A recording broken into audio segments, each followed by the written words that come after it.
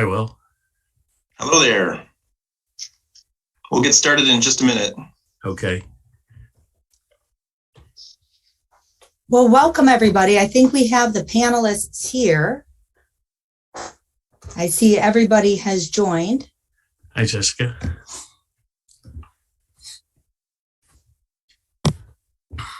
Hey, everyone. Great. Hey, Kristen. Good evening, everybody. Hi. Hello. Great. Well, shall we get started? It's a little early by my watch, but Like participants are still joining, so I'd give it another couple minutes. get another couple minutes. All right.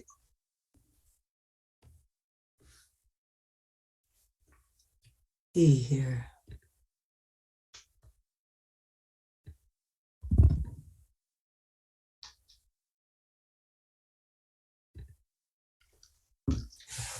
Apologies, I was having trouble with my speaker.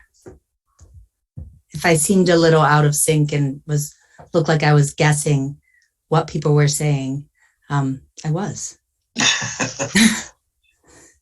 So I'll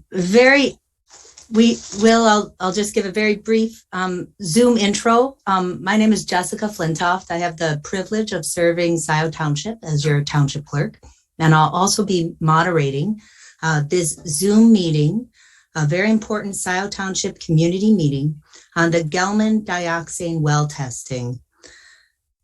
I want to thank everybody for joining tonight and note that while we had originally published this as an opportunity to join either virtually or in person, we have changed that so that due to the winter weather, so that the meeting is only virtual. Please tune in to the chat feature. I provided information there so you can pass on this Zoom link and the phone number to anybody who may need it. And I also want to note we do have a couple people joining by telephone today. And I want to say to the people who are joined by telephone on Zoom, you may raise your Zoom hand by pressing *9 and then lower it again, but then by pressing *9. And you may unmute and then later mute yourself again, please, by pressing *6. We're going to have a lot of questions tonight. And so to manage those, you can put them in the chat, but I strongly recommend instead, if you feel comfortable, to use the Q&A function. And right now you should see down in your Zoom controls, Q&A, and it has the number 8 there. And you may ask a question. You may ask a question anonymously if you prefer, or you may have your name attached to it. And then you may also review anybody else's questions. You can comment on the other questions, and you can also upvote the other questions. And that gives us a good sense of which questions are maybe the most urgent to answer. So with that, I'll turn it over to you, Will. Thank you. Thanks, Jessica. So my name is Will Hathaway. I'm the supervisor for Scio Township. We also have with us, in addition to our clerk, we have trustee Kathy Knoll. Kathy and I and another trustee, Jacqueline Courteau, have been working together on the well testing program that is the basis for this meeting, this discussion this evening. And we have with us panelists. We're lucky to have some really great panelists who've agreed to make themselves available this evening to talk about not only the well testing that Scio Township has launched in the past year, but also how our well testing program fits into the ongoing effort by the state and the county to monitor the groundwater contamination that has occurred as a result of the gelman Corporation's use of dioxane. We have with us this evening Kristen. I should have asked you to make sure I knew how to pronounce your name. Schweighofer, is that right? Yep, thank you. From the Washtenaw County Health Department Environmental Health Division. We have Keith Gadway is the director of Quantum Environmental, a local environmental and engineering consulting firm, and Keith is the consultant working with Scio Township directly. We have Bill Farrell, toxicologist with the Michigan Department of Health and Human Services. We have Jacob Carrick, also a toxicologist with the Environmental Assessment and an Agency for Toxic Substances and Disease Registry unit of the Michigan Department of Health and Human Services. We have Andrea Munez Hernandez. I hope I pronounced that correctly. Andrea is the district supervisor for the Michigan Department of Environment, Great Lakes, and Energy. And Dan Hamill, senior environmental quality analyst in remediation and development division of the Michigan Department of Environmental, Great Lakes, and Energy. And I'm wondering if I've missed anybody. Did I miss? Chris Svoboda, I guess. I'm sorry. Maybe you can introduce yourself. I'm sorry, I didn't have your information in advance. That's quite all right. I'm the district geologist in the Jackson district for Eagle. Great. Well, thank you everyone for joining us this evening. I know that we have some of you will be making presentations, and then I hope that all of you will participate in answering questions that we've received. Some of the questions we've received in advance, and Trustee Knoll and I will share those out and make sure that everyone's questions are that we've received ahead of time are answered, or that you have an opportunity to address them. And then, as Clerk Flintoff explained, we'll be receiving questions in writing through the question and answer function of the Zoom platform. But there's also an opportunity to, I believe, to raise your hand and ask a question directly once we get to the question and answer period. With that, I would like to begin with you, Kristen, if you would like to start the presentations. Sure. All right. Let me go ahead and share my screen here. All right. All right. So I am just wanting to make sure, can someone, whose picture I can see, give me a thumbs up that you can see my screen? Yes, Kristen. Excellent. And we're doing this slideshow. Perfect. Thank you. So I'm talking today about the partnership between Washtenaw County Health Department and the Department of Environment, Great Lakes, and Energy on a drinking water long-term monitoring program. And as was mentioned, I'm the Environmental Health Director of the Washtenaw County Health Department. So let me tell you a little bit about the Drinking Water Long-Term Monitoring Program. It's a partnership, again, as I mentioned, between, in this case, our local health department in Washtenaw County and Eagle, and their Drinking Water and Municipal Assistance Division. And you know, everyone in government loves a good acronym. So I tried to include those, but I'm also going to try to not use acronyms other than Eagle, because Environment, Great Lakes, and Energy does get a little wordy. And so just to give you guys a little bit of background, that Drinking Water Monitoring Program has been in place for a number of years now, I think since the 90s. And the purpose of the program is really to ensure residential wells are below applicable criteria for contaminants of concern. And so I just wanted to give a little bit of context. So while Gelman Sciences is the site with the longest history and the largest sample collection in Washtenaw County, we do periodically monitor other sites. I think we've done around 8, and those are usually for other volatile organic compounds in other areas of Washtenaw County. So it might be, a leaking storage tank or a release that was known, and we want to make sure that the residents in those areas are not drinking water that's above acceptable criteria. So in this case, the Drinking Water Long-Term Monitoring Program, the samples are collected by Washtenaw County Health Department staff within prescribed collection periods and then sent to the state designated laboratory. It's on the state's fiscal year, so that's October 1st to September 30th. And it's important because when we talk about Scio Township's program, we had already set our dates for this fiscal year last summer. So we get everything ready kind of the summer before and then implement it the following fiscal year. And then just in terms of process, once we have those sites selected, we mail out sampling notices ahead of time. We typically take the samples from an outside tap, so it's usually a spring and summer program. so that we're usually using like a hose bib. And then we generate and send out result letters with laboratory results to both the water well owners as well as the users after each sampling event. And then Eagle and Scio Township also get copies of all of those results. And you can see the picture there is just an example of the bottle that is used for sampling. All right, so as I mentioned, the Gelman Sciences was added to this program back in 1995. And initially we were sampling a very small handful of residential homes, really, like a dozen or 2 dozen homes. Since then, we've added many more. We did add a daycare, so they're not all residential facilities. Some of them are commercial facilities, but obviously as a daycare, we wanted to make sure we had that added level of protection. And then from 2013 to present, again, we've been consistently adding new areas using a few different criteria, right? So we certainly listen to our community concerns. CARD, which I think is a group a number of you are familiar with, they're the Coalition for Action on the Remediation of Dioxane, as well as others. We take all that feedback. We look at drinking water well records. One of the purviews of our office is that we permit drinking water well drilling. So a lot of times we have records on where the drinking water wells are located, how deep they are, what type of soil formations they go through. And that can give us information as to what aquifer they might be drawing water from and what their potential risk to contamination might be. And I'm using a lot of mays and mights because there's obviously a lot of factors that go into that.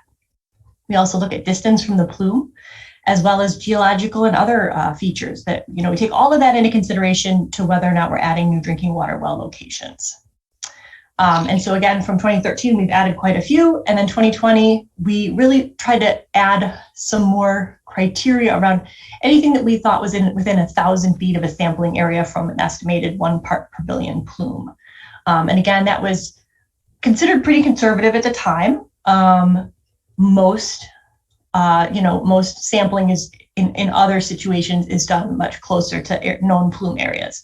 But because we know that dioxane can move pretty quickly and pretty readily in water, we felt that that was appropriate at that time.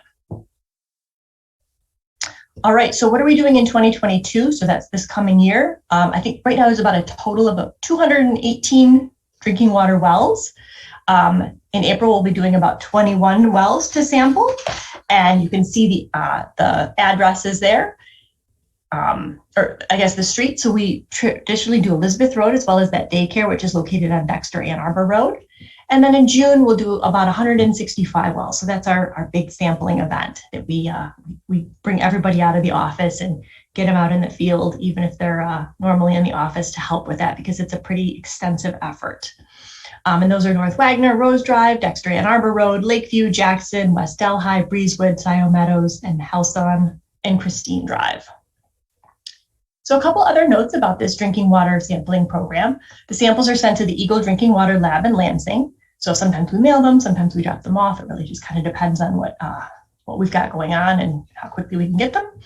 And then the laboratory uses EPA method, and this is where the lab folks get involved, 8260 SIM.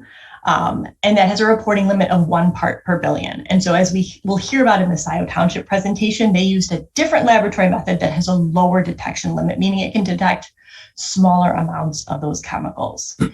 And so the detection limit we use and the state lab has used is this 1 part per billion. All right. So over the course of time, we've had 7 of the 252 wells overall sampled since 2014 have had detections of dioxane. Most of those have been on Elizabeth, and the highest detection was 4 parts per billion, but most recently it's been between 1 and 2 parts per billion in that area. One well on Breezewood Court had a one-time detection of 1 part per billion in 2019, and so again, that area was added and is consistently sampled now. And then 2 wells on Elizabeth had a one-time detection in 2007 and 2013, there was a 3 part per billion. So again, you can see Elizabeth is the area we've concentrated on, and we've seen the most detections.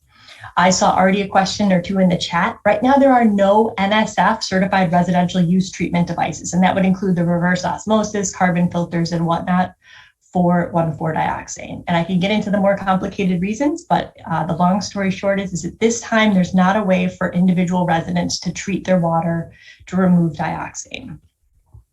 And then again, as I mentioned, Washtenaw County and Eagle work together to determine sampling areas, and we will certainly be very, very interested in the Scio Township data so that we can determine what changes may be needed to add in our fiscal year 2023. And because I'm a visual person and I love a map, I'm going to show you guys a little bit here. So this is kind of the overall plume, and for those of you who maybe haven't seen this map, you can see we've kind of outlined Scio Township in that hash mark, or at least, sorry, we're going to zoom in on that section. We don't have all of Scio Township on here, but we'll zoom in on that in the next map. The area that has that red slash through it, that is considered the prohibition zone. So drinking water wells are not allowed there. Anything you see in purple or that yellow color is our contamination area.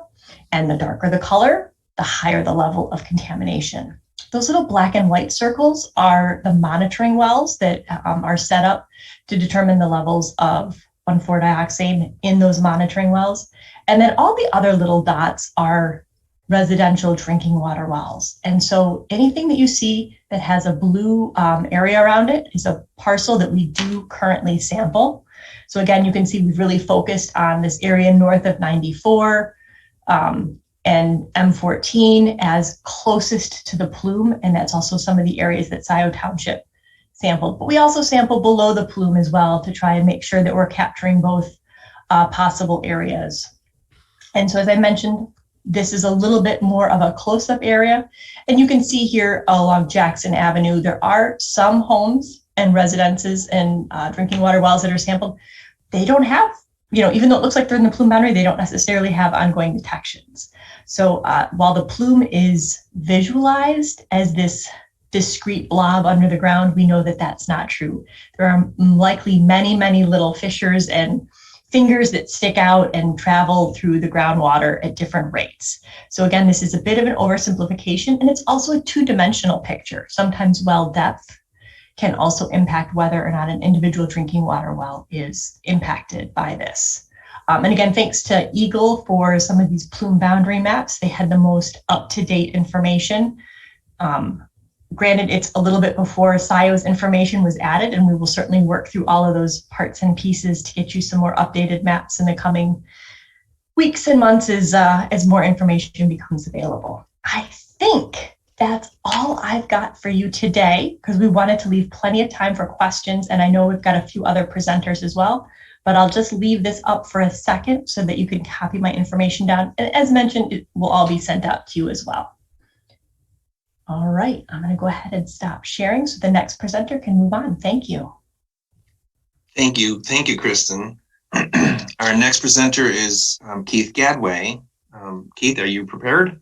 Yes, ready to go. All right, good evening. I'm Keith Gadway, Director of Quantum Environmental. And last summer, Scio Township retained Quantum to sample selected residential water wells and submit the samples for analysis using EPA Method 522, which was specifically designed to identify 1,4-dioxane in drinking water. The purpose of the sampling and analytical program was to determine if any of the water from these wells contained dioxane at levels below the detection limit of the test used by the state in its sampling program. And as Kristen just explained, the samples collected by the county are analyzed by the state, and the detection limit for the EPA test method used at the Eagle Laboratory is currently 1 part per billion, which is the same as saying 1 microgram per liter. The detection limit for the test method Quantum requested is 0.12 parts per billion, or about 8 times more sensitive. Again, a detection limit is the lowest concentration that can be reliably distinguished in an analytical method. The initial round of testing was conducted in July 2021, and a second round of samples was collected in November. A total of 32 homes were tested in the first 2 rounds of sampling. 6 new detections of dioxane were noted in the 2 rounds, and confirmation samples at 2 locations were analyzed and found to be very consistent with prior results. The initial list of homes to be sampled came from a submittal made several years ago to Scio Township. Subsequent criteria for selecting homes include factors such as well depth, location with respect to drainage features, and in particular, I'm referring to Honey Creek and its tributaries, and proximity to known locations of dioxane detections, particularly along the northern edge of the known plume. The results of the testing to date show that low levels of dioxin have been detected more than half a mile from what was previously believed to be the limit of the dioxin plume. Based on these results, Scio plans to expand the sampling area to the west and north to try to determine the extent of dioxin in drinking water in part of the northeast portion of the township. The current plan is to sample up to 31 additional homes this April and use the results from that round of testing to guide further investigation. If your home is selected for sampling, technicians will collect an untreated water sample from an outside faucet. The sample will be logged, packaged, and shipped to a laboratory certified to use EPA method 522. Analytical results will be reported to respective homeowners and eventually to Eagle. The data developed during the sampling program will be added to previous results to form a better picture of the distribution of dioxin in the township and may lead to changes in how the gelman plume is monitored. Now, I believe that every residential address within the potential sampling area was supposed to have received a fact sheet, and I've just covered some information from that document, as well as a map showing the previous and planned sampling locations. So let's take a quick look at the map and examine some of the information in that figure. And Jessica, if you could bring that up. Okay. All right, can everyone see the map? All right. Okay. Looks like the map's up on the screen. Yes. So the green area represents the potential sampling area. And if you take a look at the upper right-hand corner key, you'll see that there are some colored pins and some descriptions. So the pins refer to marks, addresses that were sampled. The blue refers to locations where the well water tested below 0.12 parts per billion. The orange where well water tested above 0.12 parts per billion. And you'll see attached to the orange pins some descriptions of what the concentrations were and when the samples were collected. And then the green marks refer to locations that we plan to sample in April. And then if you look to the lower left-hand corner, you'll see some circles with a black and white symbol, and those are monitoring wells used by Eagle in tracking the plume. So that's what we plan to do. That's an example of what we're generating, and I'll be happy to answer questions about Scio Township sampling program after the remaining presentations. Thank you. Thank you, Keith. Next, we have Bill Farrell. Yeah, I'll be presenting for MDHHS. Yep. 1 second here. Let me get my presentation pulled up. Oh, I'm sorry, Jacob. Are you presenting? Yeah. Okay. Get it here.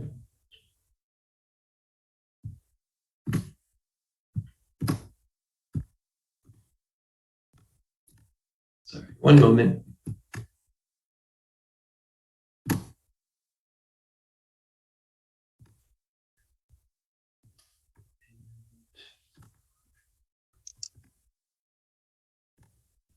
All right, is that displaying properly for everyone?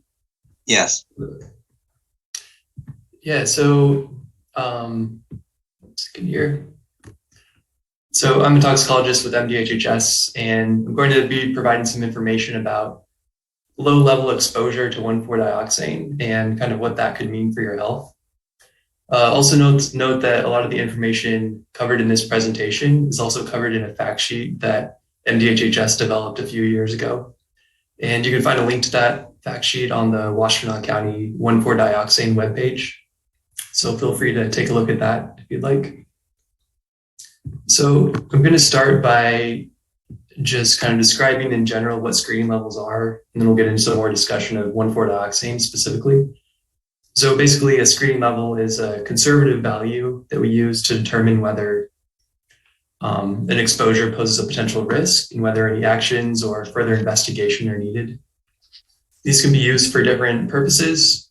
For example, the Eagle drinking water criteria are specifically regulatory values that can be used for enforcement. And exposure above a screening level or criteria does not necessarily mean that a person will experience health effects. So these are designed to be very conservative and to alert us to potential issues at low levels of risk. And these residential screening levels are intended to be protective of the whole population, including sensitive individuals like children and pregnant women. So I'm going to kind of outline how the Eagle drinking water criteria for 1,4-dioxane was developed, just so you have an understanding of where this value of 7.2 parts per billion comes from. And that'll be useful in the context of looking at these low-level detections. So Eagle actually follows EPA for the first steps here. So EPA reviewed the scientific literature on 1,4-dioxane. And they looked at all types of animal and human studies, and they identified a study of liver cancer in mice. And they selected this to serve as a basis for a human health protective value. So when they're selecting a critical study like this, they're looking for a reliable study that shows health effects at the lowest exposure levels, whether those be cancer or non-cancer health effects. In this case, liver cancer is the health effect of greatest concern at these low levels. So that's what they're using as a basis for the human health value. So from that study, they selected a measure of cancer risk in mice associated with a particular 1,4-dioxane concentration. And then they translated that into a human value, this cancer slope factor. This is basically an expression of how much cancer risk increases as the dose or exposure concentration increases. So this cancer slope factor, this is what EPA published, and this is what Eagle takes as kind of the starting point for calculation of their drinking water criteria.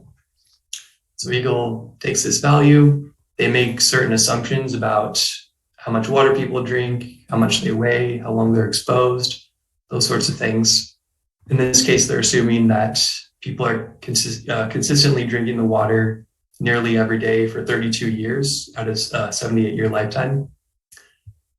And also just a note, when I say assumptions, these aren't arbitrary assumptions or kind of guesses. They're based on studies of people's activities and behaviors and those sorts of things. Then lastly, Eagle selected this target cancer risk of 1 in 100,000, which they're required to use in the state of Michigan.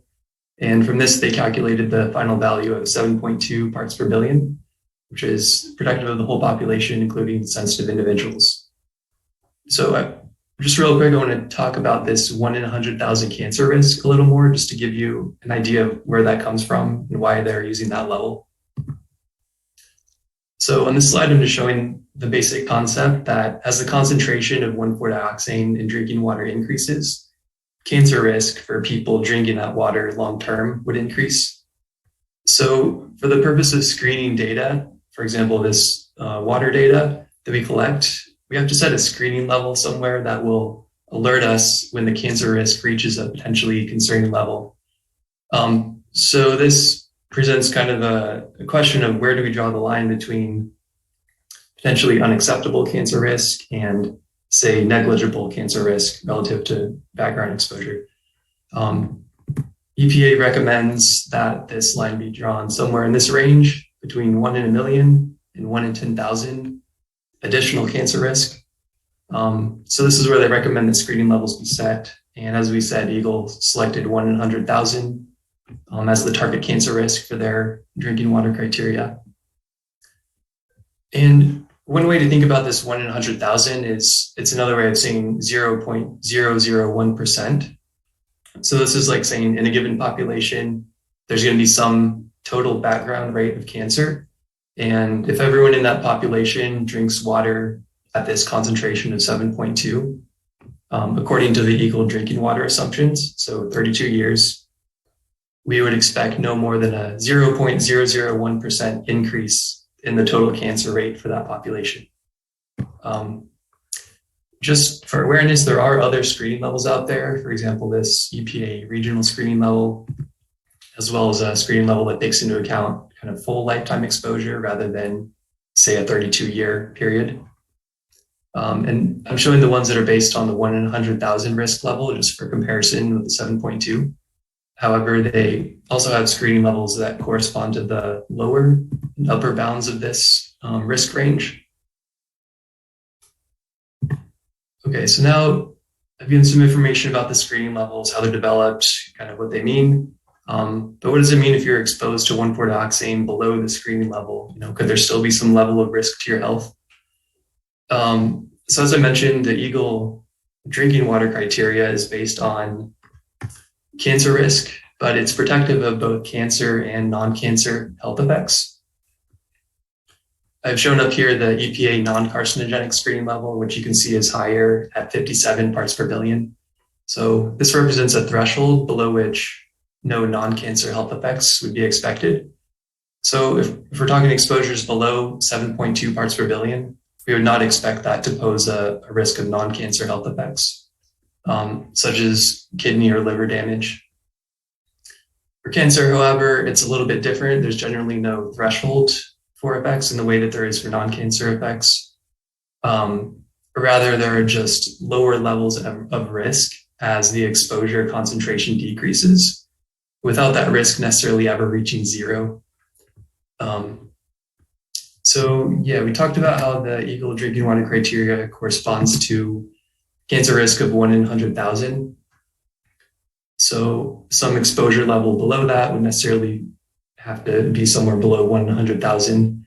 We can take 1 part per billion as an example, and that corresponds to this cancer risk of 0.13 in 100,000, which is the same as 1.3 in a million. So this is just purely as an example. I want to emphasize that these are just theoretical estimates of cancer risk at different 1,4-dioxane concentrations, but not intended to be predictions about actual cancer risk in the community. These are really just public health tools that we use for determining whether action is needed. So given the conservative nature of the screen level and all the assumptions that are built into that, exposure below 7.2 parts per billion would not pose an appreciable health concern for non-cancer or cancer health effects. And that's pretty much the material I had to present. You'll have an opportunity for questions at the end of these presentations, but if you have any other questions that come up in the following days that you want to ask, feel free to contact us at this number, and we'll get you in touch with a toxicologist or someone who can help you out. And I'll stop sharing here. Thank you, Jacob. Now, I believe the next presenter is Dan Hamill from Eagle. Have I got that correct? Yes, you do. Although I will be speaking, Chris Svoboda will be doing the slides for me. He's a lot better at the IT than I am. A team effort. All right. Yes. Good evening. My name is Dan Hamill, and I'm the Eagle project manager for the Gelman site, the day-to-day project manager. I work out of the district office of Eagle in Jackson, Michigan. And again, I would like to introduce 2 other members of the Eagle that assist in the management of the Gelman site project. Dr. Chris Svoboda, as he said, is the Jackson district geologist, and Dr. Andrea Munoz Hernandez is our district supervisor. Can you go on to the next one, Chris? Just some general information that I wanted to present tonight. This slide presents some, like I said, general information. Dioxane is a water-soluble solvent that does not break down readily in groundwater. Dioxane is a chemical that can be found in paint strippers, glues, pesticides, and many other household products such as detergents, shampoos, and makeup. As stated a couple times tonight, the drinking water criterion for dioxane identified in the Michigan Part 201 statute administrative rules is 7.2 micrograms per liter, which is equivalent or the same as 7.2 parts per billion. And again, as stated previously tonight, the drinking water criterion is the concentration of a contaminant that Michigan has determined is safe to drink. Could you move on, Chris? Dioxane is the contaminant of concern at the Gelman Sciences site. From 1996 to 1986, Gelman used dioxane in their manufacturing process. In 1985, dioxane was discovered in residential drinking water wells in the area of their facility.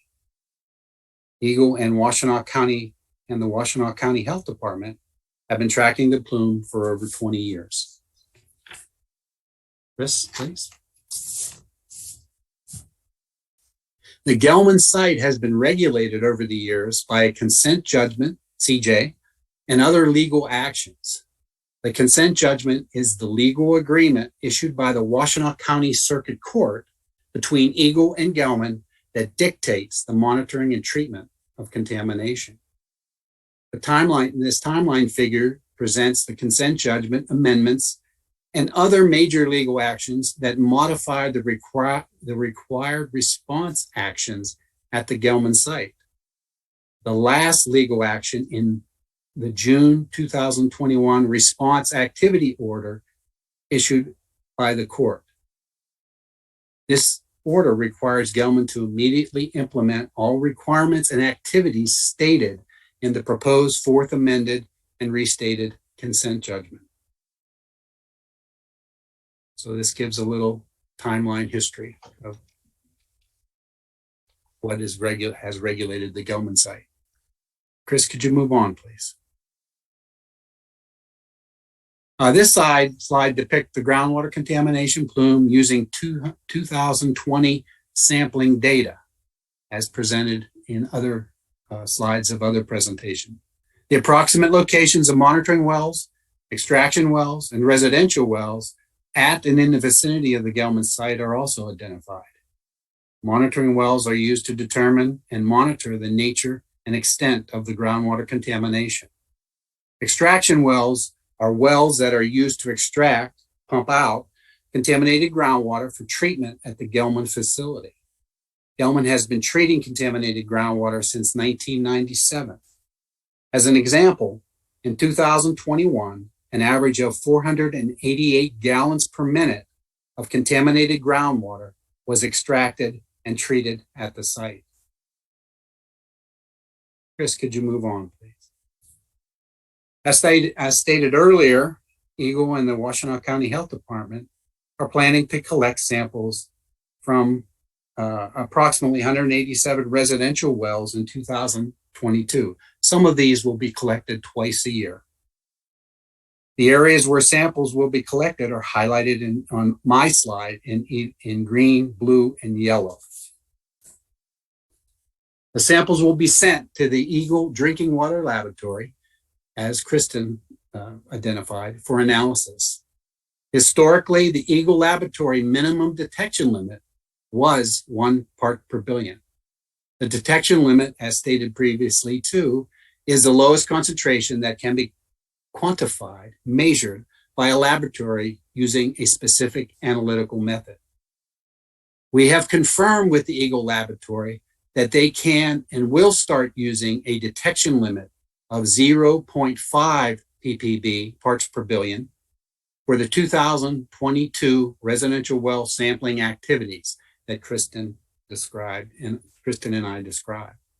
We have also confirmed that the Eagle Laboratory will provide the 0.5 part per billion detection limit for any sample analysis requests submitted by individual well owners.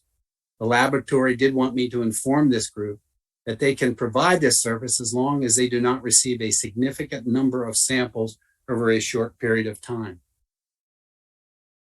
Chris, could you move on, please? Eagle has developed a web application and map for the Gelman site based on geologic modeling conducted by Eagle and contractors. Historic and current data and information about the site can be accessed using this web map. For example, sampling results from monitoring wells or residential wells can be viewed using the web map by clicking on an individual well location. A link for the web map will be provided tonight in the chat. A link to the web map can also be found on the Gelman Sciences, Inc. Site of Contamination Information webpage that Eagle maintains. Chris, could you move on? In summary, Eagle is currently overseeing the implementation of the June 2021 Response Activity Order, which requires Gelman to conduct all activities identified in the proposed fourth amended and restated consent judgment. These activities include installation of 4 to 5 additional groundwater extraction wells, installation and sampling of up to 39 additional monitoring wells, remediation activities for groundwater and soils in source areas on the Gelman property will also be conducted. Groundwater will continue to be monitored across the site to ensure that contamination concentrations do not exceed the 7.2 ppb residential drinking water criteria based on the Michigan drinking water criteria. Eagle and the Washtenaw County Health Department will continue yearly collection of residential well samples at the Gelman site. Chris, could you go to the next slide, please? These are some links to websites that I had mentioned. The Eagle Gelman Sciences site of a contamination information page where I've been posting all the information and data we receive on the Gelman site. The GIS website link is also posted. And then also there's a link to the fact sheet that I believe Jacob mentioned from a town hall question and answer fact sheet from the last town hall meeting in 2016. Chris, could you go on? And lastly, again, here's some contact information for the Eagle people. I am the day-to-day project manager, so I would be the one to probably contact first, and I will go to the Gelman team to get information that I can't answer myself. Thank you for your time and patience during the presentations. So I'm sure we're going to move on to question and answer, I believe. So I think that concludes the prepared remarks from the panelists. Have I forgotten anyone? No? Okay. With that, we have questions, as I explained. We have some that we received in advance, and I see that we now have, it looks like over 30 questions that people have submitted in writing in the Q&A. To begin, I think what we'll do is I'll turn to Trustee Kathy Knoll. And Kathy, if you would read some of the, say the first 5 questions from the that have been submitted this evening through the Q&A, then we can alternate. I'll take a turn reading some of them that we received in advance. If I could make a suggestion, Trustee Knoll. Yeah. In the Q&A, if you organize it by the most upvotes, if you haven't already, you can see the most popular ones. So Tim Keener is at the top of that. And so the panelists know all of the questions that we got in advance, I have already entered into the Q&A. So they're all right there. Just sort them by most upvotes and you will see which ones are most popular. Let me know if you need a hand. Okay, Jessica, I see you've noted that 2 have already been answered. Yes. Okay. I'll start with the first question. Assuming the worst and the plume continues to infiltrate wells, what are the top 3 solutions under consideration? I guess this one could be directed to Keith, and in a way it might be Will, because some of these considerations are just ideas and considerations at this time. Nothing has been decided. I'll say that. So what are the considerations for methods to treat?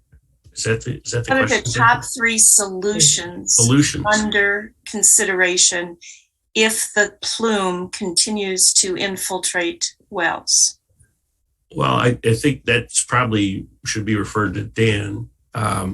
There's fine. a set procedure for what happens once concentrations reach a certain level, and that's all part of the consent order. Dan, do you want to?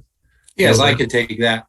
As I stated, the Gelman site is currently regulated by the Washtenaw County Circuit Court through CJs and other legal actions. Right now, the court in June 2021, the court ordered that the response activity order be implemented, and that order, part of that order, basically identifies that the activities presented in the proposed Fourth Amended and restated consent judgment be implemented.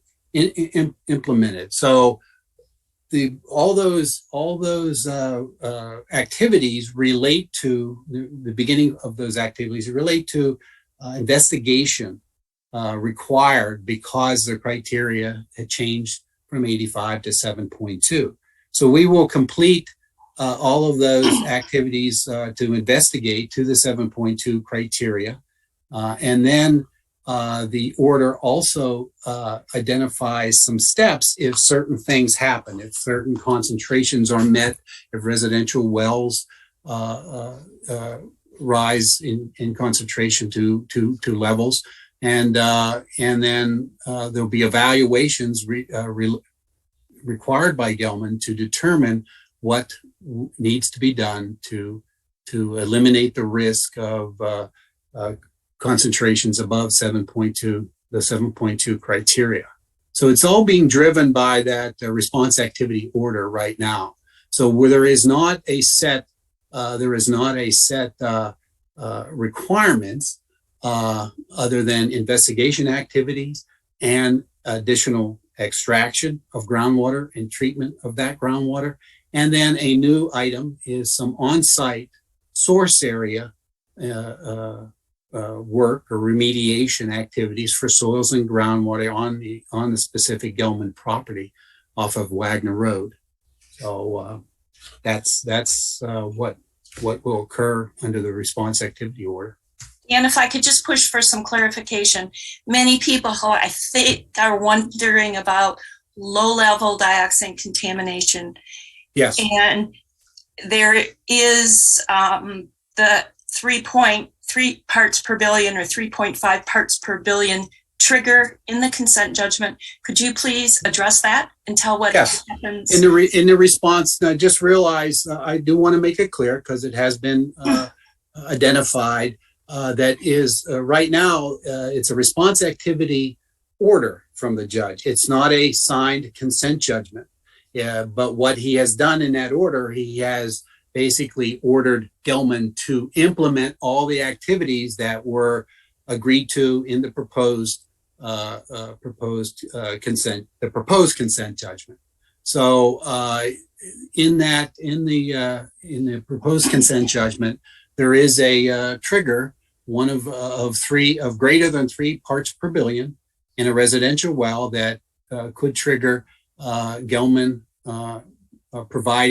offering to provide bottled water as an immediate reaction, immediate step, and then sampling the well more often to determine a trend, if there is any trend of that concentration increasing. So that's what Kathy has identified, that there is a trigger if contamination related to the Gelman site impacts a well, a residential well, at concentrations greater than 3 parts per billion. Okay, thank you. Were there any other comments on that particular question before I move on?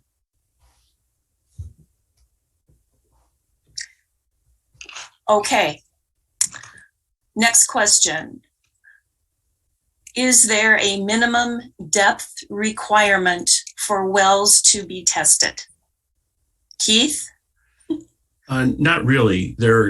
What we're using, we're really using 2 criteria. We're in the southern portion of where we're testing the shaded area I showed you that's bounded by Maple Road to the east, M14 and I-94 to the south, Honey Creek to the west, and Huron River to the north. Toward the southern end of that, we're focusing on shallower depths just because that's where we've been getting some detections along Dexter Ann Arbor Road. Those are fairly shallow wells. As we move north, we're looking more for wells that have been pretty consistently picking up some detections in that are quite deep. And so it depends on where we are in the township, but no, there's no set criterion for well depth. It really depends on where you are in the township and all the factors that I listed earlier. Okay, thank you. How much will the tests be? How long will it take to get results? How much do the tests cost? Yes, I'm reading the questions verbatim. Yeah, it depends a little bit on how many are packaged and sent together. The tests run somewhere in the range of $100 to $150 each, depending on shipping factors. Again, how many are grouped. It takes about 2.5 weeks to get results. Okay, thank you. Yeah, Kathy, I think you skipped a question there. Pardon? If there was another question from Rob Pattinson about whether they could sort of piggyback, or maybe I'm. Oh, I did miss that. Okay. If our well is outside the testing area, can we piggyback on the test samples and pay for our own test and include it in the testing batch sent to PACE? And this would be a question for Keith. Yeah, we kind of need to gauge what happens after the next round and how much interest there is in having people submit samples. Because after this next round, it's my understanding that we're going to pursue a third round and end up with roughly 100 total samples. And I think that's at that point where Scio wants to sit down and just see how things are going. It is possible to piggyback, but it depends on how many people who are within the sampling area are interested in getting their well tested.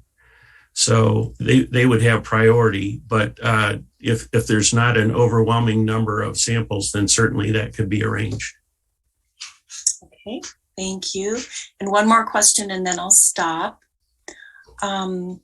We are on Craig Road, about 100 yards from Mickler and Wagner well.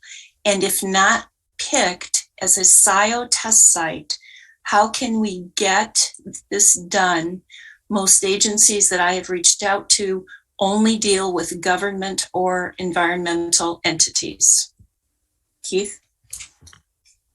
Yeah, if your well is in the sampling zone and is potentially a likely prospect for sampling in the near future, then that would simply be a matter of contacting Scio Township and indicating your interest in having your well sampled. If it doesn't meet the criteria for some reason and you still want it sampled, then we can use the piggyback technique that we just discussed in connection with the previous question. And if you want to pursue sampling directly, there are some local options that, and Dan just mentioned that the Eagle Lab is going to start offering a lower detection limit than they have historically, and that would be a great option as well. Could you talk a little bit more about that? About local sampling options? Yeah, I think if folks go to the Washtenaw County site, Kristen's got a list of some local labs that use a different method than we've been discussing, either for the Eagle Lab or for the PACE lab. It's a modified method that can get a fairly low detection limit. And I'm speaking specifically about Ann Arbor Technical Services and Brighton Analytical. And so I would suggest going to the Washtenaw County site and getting that information. Okay, thank you. Will, go ahead. All right. Well, it seems that we're just sort of working our way through in chronological order. I know. So I'll continue doing that. So this is another question from Rob Pattinson. Is there a mapping effort being worked on that follows the underground ravines that will help homeowners know if they are in a likely path the plume will take? That's the idea behind following some of the natural features that we've been seeing, specifically tracking Honey Creek, because there is a belief that to some degree what's happening on the surface is reflected at depth. And I would just like to point out to everybody in the township, if a neighbor's well has been tested, chances are that your well depth, your construction method and well depth is pretty similar. So there's no need to test every single well within the potential sampling area. If wells in the vicinity have been coming up clean at the 0.12 level, there's not really a reason to suspect that there's a single pinpoint that exceeds that. What we're looking for more is the kind of trends that the questioner asked about, which is there some evidence that there may be fingers of contamination that are moving at depth. And this is another Rob question. Is Dan Bicknell being included in these consultations to take advantage of his 40 years of knowledge about this specific dioxane plume? And I could have said this, perhaps I should have said this at the outset, and that is that the initial round of well testing that we did in Scio Township was based on work that Dan did and specific recommendations that Dan Bicknell made back in 2017.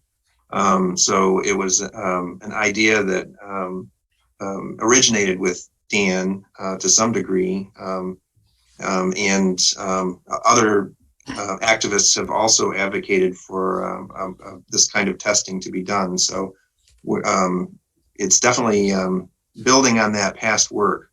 And Dan actually has some questions that will be coming up in this list shortly. And Will, I'm sorry to interject here.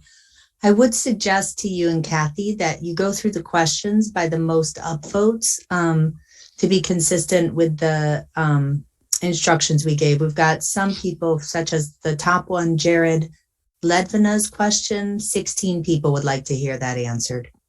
Let's skip down to that then.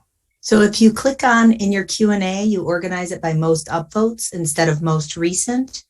It's real-time polling from the attendees, and that's what they've been using. Oh, I see how you do it. Gotcha. To kind of vote for what questions they want to hear. As I mentioned in the chat, all of the questions we'll have answers to. So we'll keep moving forward, but Will just wanted to suggest that. No, thank you. I see now how you do it. So this next question is from Jared Ledvina. Since there are no residential filtration, do I have any options to protect my well water?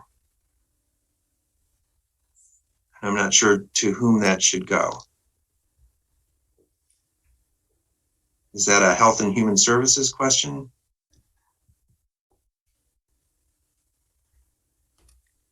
I would give it to Kristen. Yeah, I was going to say, this is Kristen. I'll take a stab at that.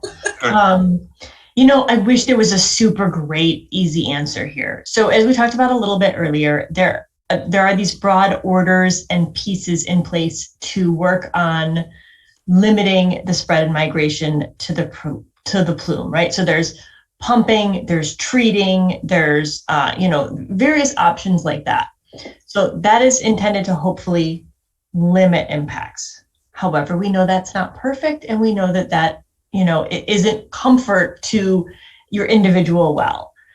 So we do have residential well sampling available. People can certainly, purchase it individually. We have, I think there's 3 different organizations that do contract with individuals, but I'm not aware of a particular protection or filter for a residential home. Now, what we can do, and we're happy to take a look at your individual well and know how deep it is and know where it's located, what other wells might be nearby, where detections have occurred, and what depths those wells are. And that will help potentially look at what aquifer the water is being pulled from, either from a nearby contamination or from your individual well. So again, that gives you a little bit more information, but it doesn't necessarily give you a protection other than knowledge and information. Does anyone want to add to that, or is it sufficient to move on? So the next question is from Jack. Some states have drinking level limits 25 to 30 times lower than Michigan. How do you explain this? Well, the Michigan, you explain that by what's in the Michigan environmental law, the Part 201 of that Michigan environmental law, and that was imposed by the state legislators,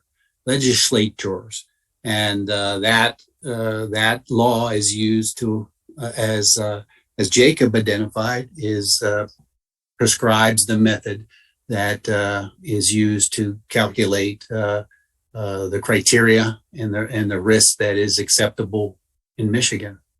So other states use different assumptions, use different requirements and to generate their criteria or screening levels. But it's all based upon the Michigan law. Oh, I'm sorry. I thought you were done. If I could just interject also on that response, the chemical industry in Michigan has a very strong lobby, and they were a factor in setting our current drinking water standards. You can go online and research other states and see how many other states have a lower drinking water standard than Michigan. And I know we've got a toxicologist in attendance. Possibly she will comment. Rita Locke Caruso, a CARD member, is listening to all of this, and she might comment on that later too. So we have 3 toxicologists in. Yes, we do. I'm not sure where we're at. Is it your turn to ask a question now, Kathy? I don't know, but I'm glad to go on. All right. Okay. Next question. Scio Township is currently considering installing water infrastructure under I-94 to service a developer's property on Dexter Ann Arbor Road. This property is known as the former Knights of Columbus property, zoned as recreational. What is the potential effect on the plume of installing the piping and the disruption on the soil for this water infrastructure? Should Scio Township not pursue this project? I'm very concerned about the long-term impact of this so-called North Loop. Keith, perhaps you could start. Okay. With respect to the question about soil, there's really virtually no impact to soil from that activity. With respect to a large water well pumping in that location, there may be an impact, and we're going to be evaluating that in conjunction with Dr. Lemke, if that is something that Scio wants to pursue.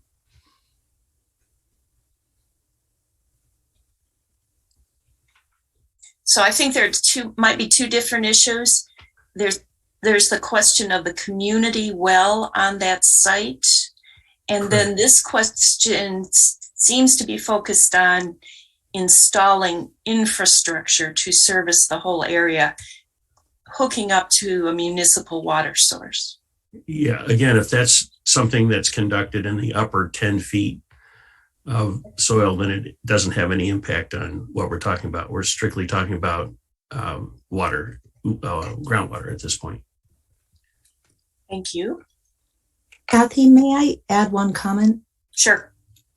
I will just say, just to clear, Scio Township Board has had no conversation about installing water infrastructure under I-94 of extending city water.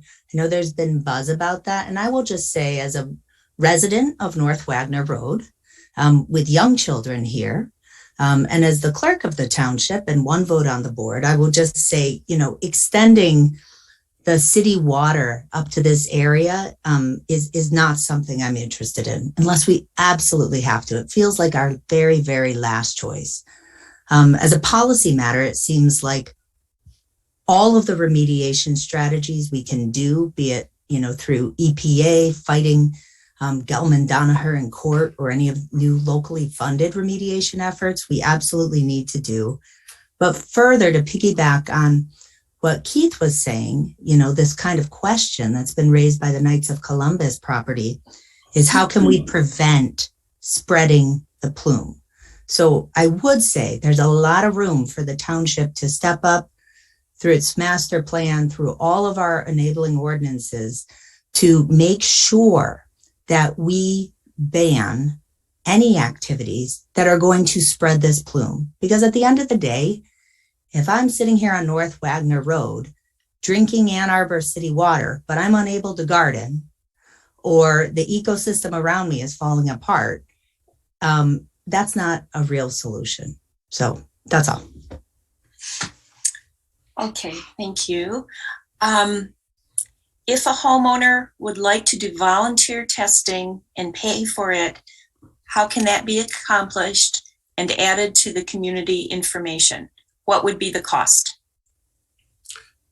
So I think the best way to go about that would be to contact Scio, Okay. and we could make a list and see just how much interest there is in something like that. And if people are not likely to be selected based on the criteria we talked about earlier, then we could probably put together a package and have people just contribute to an analysis of water and at the kind of rate I was talking about earlier.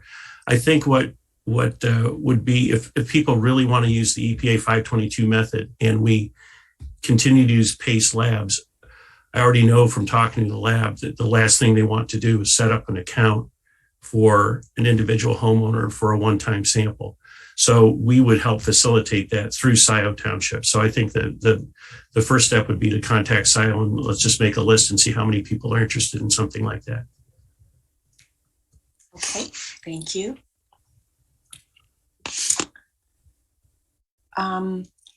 If your well is considered contaminated, what does the homeowner have to do going forward, and what is done for the homeowner? Let me ask Kristen to start out answering this. And I guess one of my questions is, what level of contamination are we talking about here? So, Kristen? Sure, thanks. So again, not knowing, if contamination is presence, absence, or if it's above the criteria. So remembering that 7.2 is our drinking water criteria. However, with the current order in place, I believe 3.0 or above 3.0 is considered action level, and that Gelman would take action on that. And that's something that, again, under this order, they're obligated to do in terms of like what is done for the homeowner. It's to provide an immediate source of alternate water, which can be bottled drinking water. Now, I know that I would like to consider that a shorter term solution, and then a longer term solution is increased monitoring and a permanent alternate water supply, because trying to live off of bottled water for any length of time would be very difficult for a homeowner. In terms of what does the homeowner have to do going forward, I'm not sure. Again, there would be obviously communication with the state and the responsible party, in this case, Gelman. And again, it triggers all of those different legal actions.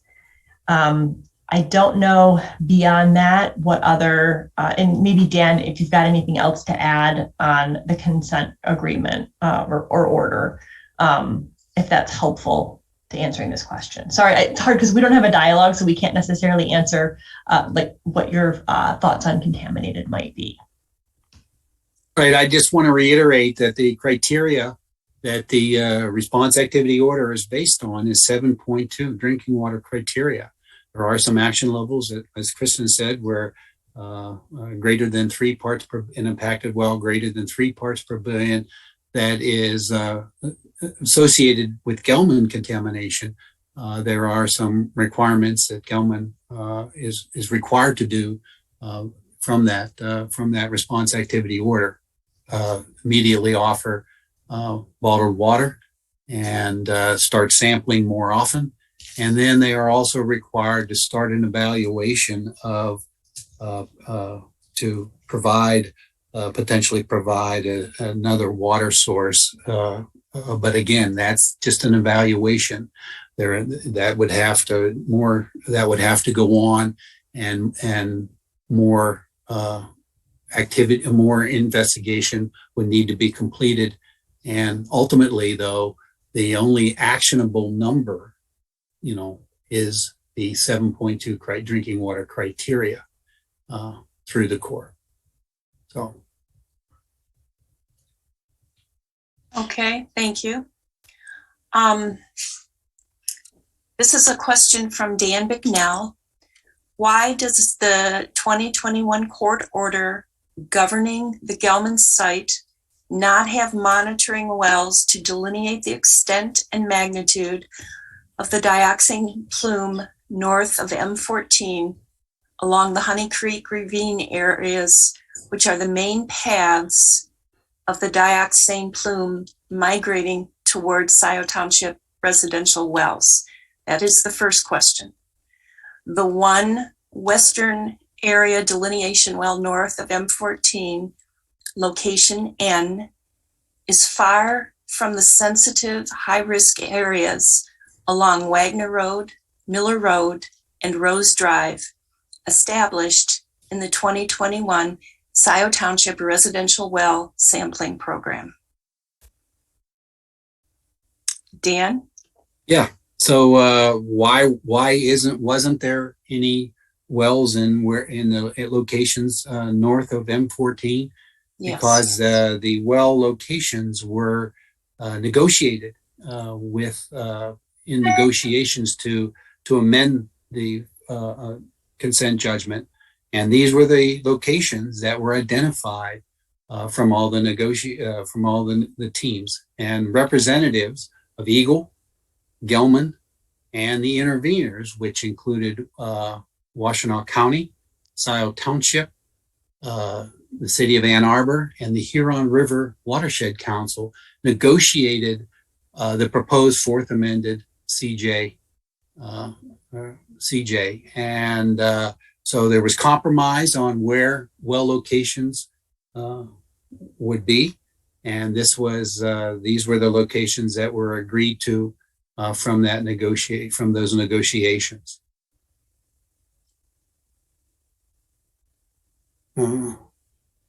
Kristen, do you want to add anything to that? No, I think you covered it. Thank you. Okay. And just realize that, again, I would like to stress that these are the initial steps. Monitoring wells will be put in these locations and will be sampled, and data and information will be evaluated. We will evaluate and identify any data gaps, identify any potential areas that need more investigation. But these were the areas that were negotiated, with the interveners involved, Eagle involved, and gelman involved. It was a compromise, and everybody, a compromise from everybody. And these were the locations that were agreed to. And these are the locations that are in the response activity order. So until that order all those activities are implemented, additional wells, aren't going to be installed until these first ones are installed and evaluated. When will we start to have some of that data? Well, they have done monitoring wells. I believe they've installed wells at about 6 of the locations. They are also going to be finishing up access agreement with the City of Ann Arbor along right of way. So they'll start additional installation of monitoring wells. I expect if access goes smoothly here in the near future, They should be completed. They could be completed sometime this summer with the actual installation of monitoring wells. And then they will start sampling activities. After all the wells are installed, we have to modify. They have to modify. Eagle and Gelman will modify the monitoring plans for the western area and the eastern area, which defines how often the wells will be sampled, and all that information will start coming in, I'm sure, sometime before the end of this year. Thank you. Will, do you want to pick up? Well, I was just going to ask Dan, and maybe there's other panelists, the negotiations that you referred to occurred in 2020, really, and earlier. Negotiations started with Eagle and Gelman probably in 2015. Yeah. Because we already knew that the criteria was going to be reduced from 85. We didn't have a number yet, but we knew it was going to come down in the range of 10. And so we started, talking with Gelman that we knew that was coming, and started to talk about what needed, the investigation that would be needed to evaluate to a potentially, we knew a lower criteria. Those negotiations went on for a year, and then in 2016, the judge, the Washtenaw County Circuit Court judge in charge of the court case, allowed the interveners to get involved with the negotiations, and that was, like I said, in December 2016, and then negotiations went on for a couple more years as the bigger team negotiated, and then in 2020, that's when the proposed fourth amended CJ, the draft proposed CJ, was presented to stakeholders, and it was not accepted. It was rejected, and so in 2021, it wasn't a signed CJ. So in June 2021, the judge ordered that proposed fourth amended CJ, the activities in that proposed fourth amended CJ, be implemented by Gelman. So that's what's currently driving what is going on at the court order. And the Gelman has appealed certain aspects of that order, and that appeals process is ongoing to the Court of Appeals. And so that has to go through the court, go through all the court, the court requirements. And but until then, until a decision is made by the Court of Appeals, Gelman is implementing, as ordered, that fourth amended CJ requirements. Well, I guess the point I was trying to get at is that the negotiations that resulted in the lack of monitoring wells in this area of the township specifically took a position opposed to that agreement, that result. I'm wondering, given the new data that we have from these well tests, do you think that, I guess maybe this is not just a question to you, Dan, but to the panel, do you think that there's a better case to be made now for monitoring wells in this part of the township? Well, I think there is there's enough information to evaluate to see if there's a stronger case. Eagle would agree, would do that type of evaluation. But realize, what you're talking about is a very low concentration, and the drinking water criteria is 7.2. So that is way, the concentrations you're detecting are way lower, or significantly lower than that.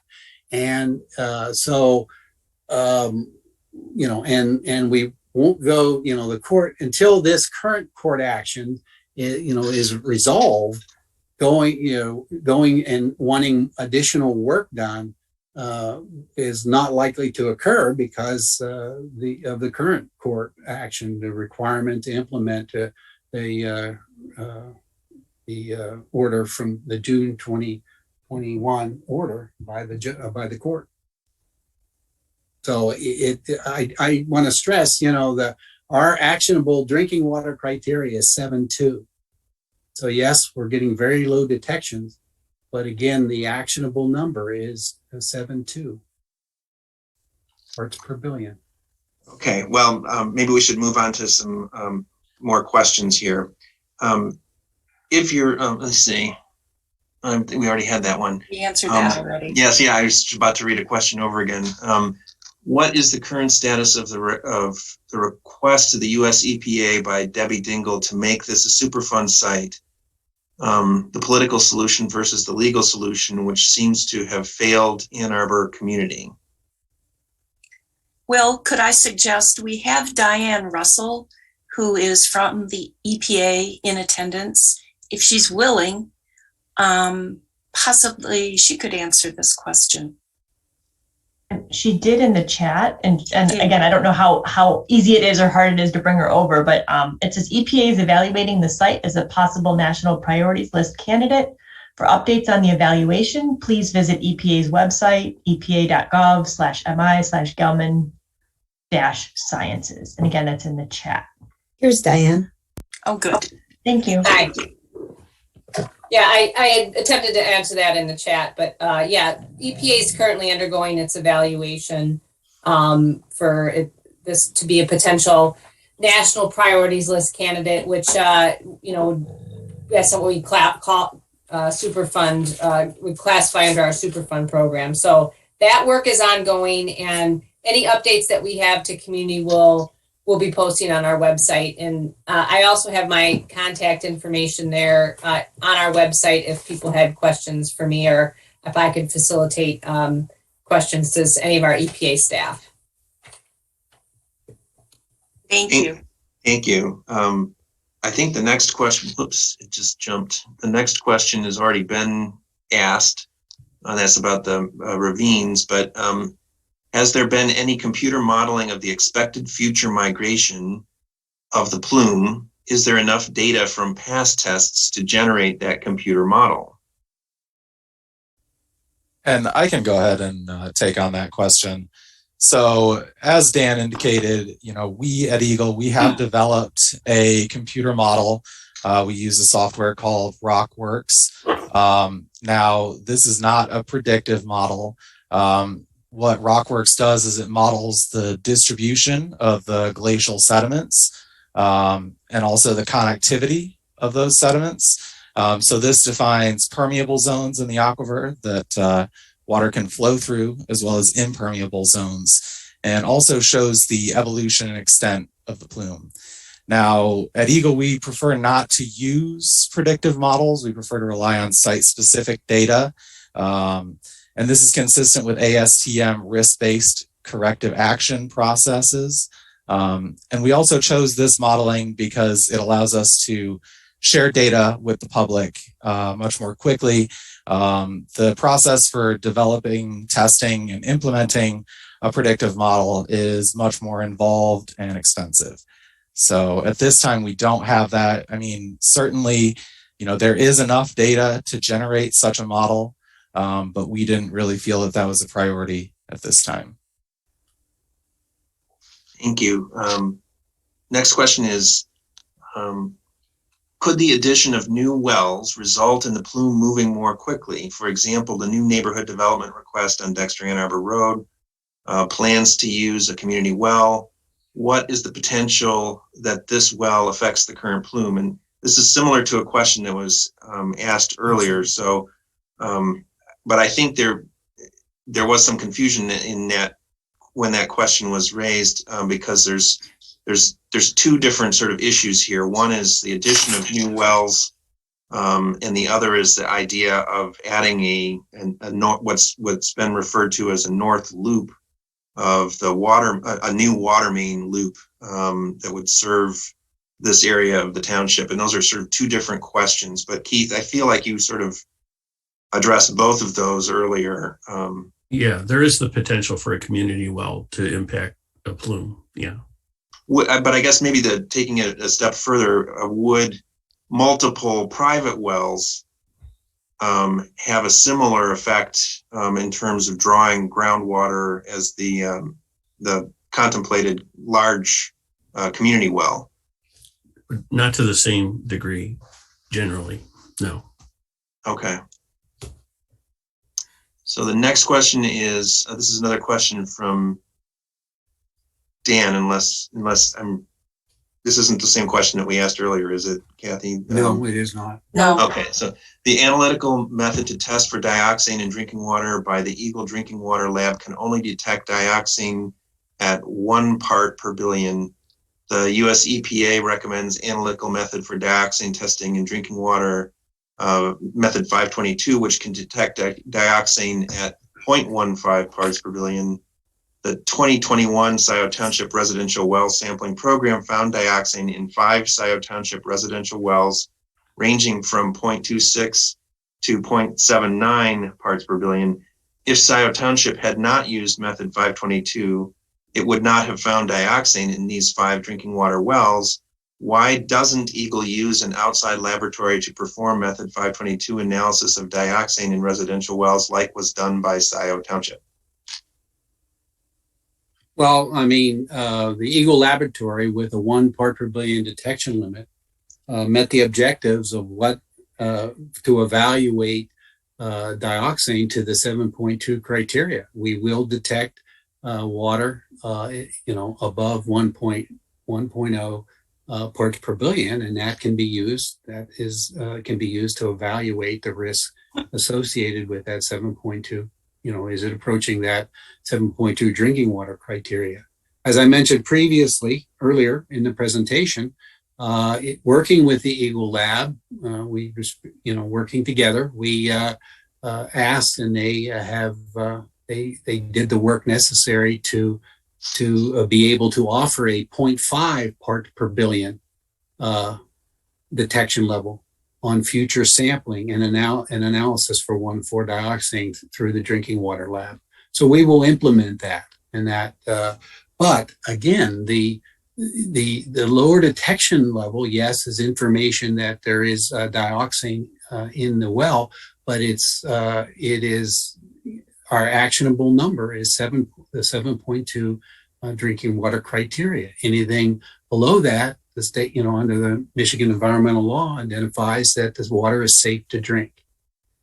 So we are going to be implementing a lower detection level, and that's why that's why we hadn't done an outside lab, because we were accomplishing the objectives of analysis at the 1 ppb that we wanted to relate to the risk associated with our current drinking water criteria.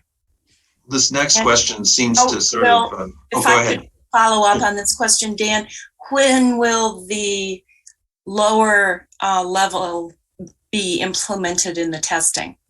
We will implement it when this year's 2022 residential well samples are collected from Washtenaw County. They will be analyzed. As far as they identified that they will also offer that to individual well owners if they submit to the drinking water laboratory, which they accept individual analysis requests. And I believe, I didn't ask them specifically, are you starting it, March 1st, or, I can see, I will ask them that question and present that information at the next CARB meeting, but we definitely will be starting it in the April timeframe with when Washtenaw County samples the residential wells for us. Well, I was just going to say, this next question seems to sort of follow up on the prior question. This is from Roger Rail, and he directed it to you, Jacob.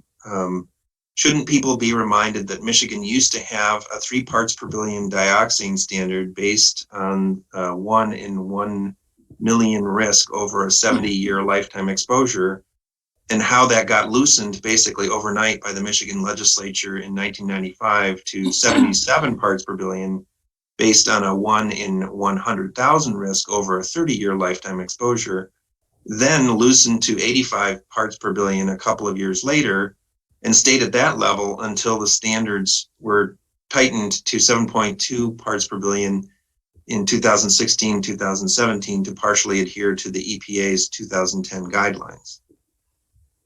Yeah, so I can speak to some of that. Some of those changes are going to be due to changes in the science and our knowledge of 1,4-dioxane toxicity. And some of those changes are going to be due to more like legal matters, which I can't speak to as much. But yeah, correct. You know, in the 90s, Eagle was using the 1 in a million cancer risk level. And I believe in 95, the legislature changed that to 1 in 100,000 risk level. So that, you know, obviously is going to change the screening levels that we're able to use in the state. The current value that we use of 7.2, the change to that is mainly due to using an updated EPA health value, that cancer slope factor I mentioned. And that was last updated in 2013 and is still the current value that they recommend. But yeah, of course, there have been a lot of changes in that. And if anyone else has anything to add to that, feel free to.